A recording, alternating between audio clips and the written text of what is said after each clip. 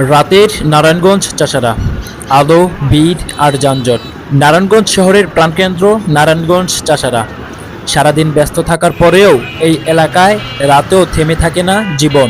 চারপাশে জ্বলে নানান আলো, চলতে থাকে মানুষের হাঁটাচলা, আর রাস্তা জুড়ে শোনা যায় গাড়ির হরন।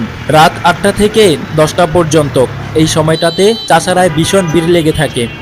কেউ বাজার শেষ করে বাড়ি ফিরছেন, কেউ অফিস থেকে আসছেন, আবার কেউ বন্ধুদের সঙ্গে আড্ডা দিতে বের হয়েছেন। ফলে রাস্তায় রিক্সা, সিএনজি, বাস ও প্রাইভেট কার সব একসাথে আটকে যায়। সৃষ্টি হয় তীব্র যানজট। ফুটপাতে হকাররা বসে থাকায় পথচারীদের রাস্তার উপর দিয়ে হাঁটতে হয়। এতে যান চলাচলে বিশৃঙ্খলা তৈরি হয়। অনেক সময় ট্রাফিক পুলিশ চেষ্টা করলেও সঠিকভাবে নিয়ন্ত্রণ রাখা যায় না। গাড়ি চালকদের অনেকেই ট্রাফিক আইন মানেন না, ভুল পথে যান, ফলে পরিস্থিতি আরও খারাপ হয়। এই অবস্থায় ভোগান্তিতে পড়েন যাত্রী ও পথচারীরা। তবে কেউ কেউ বলেন, রাতের আলো আর ব্যস্ততা মিলে চাষারায় যেন এক রকম শহরের সৌন্দর্য তৈরি হয়।